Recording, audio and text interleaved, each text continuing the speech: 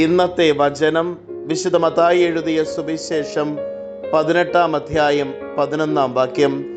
സ്വർഗത്തിൽ അവരുടെ ദൂതന്മാർ എൻ്റെ സ്വർഗസ്ഥനായ പിതാവിൻ്റെ മുഖം എപ്പോഴും ദർശിച്ചു കൊണ്ടിരിക്കുകയാണെന്ന് ഞാൻ നിങ്ങളോട് പറയുന്നു. കാരുണ്യവാനും സ്നേഹനിധിയുമായ നല്ല ദൈവമേ, അങ്ങേ തിരുസന്നിധിയിൽ ഞങ്ങളുടെ എല്ലാ പ്രാർത്ഥനകളെയും ചേർത്ത് വയ്ക്കുന്നു. വളരെ പ്രത്യേകമായി ഇന്നേ ദിവസം കാവൽ മാലാഖമാരുടെ തിരുനാൾ ആഘോഷിക്കുമ്പോൾ ഞങ്ങൾക്ക് വലിയ സംരക്ഷണവും കൃപയും നൽകണമേ.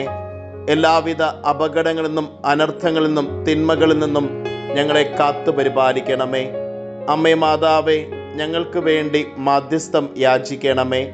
നമ്മുടെ കർത്താവ് ഈശോ മിശിഹായുടെ കൃപയും പിതാവായ ദൈവത്തിൻ്റെ സ്നേഹവും പരിശുദ്ധാത്മാവിൻ്റെ സഹവാസവും നാം എല്ലാവരോടും കൂടെ ഉണ്ടായിരിക്കട്ടെ, ഇപ്പോഴും എപ്പോഴും എന്നേക്കും.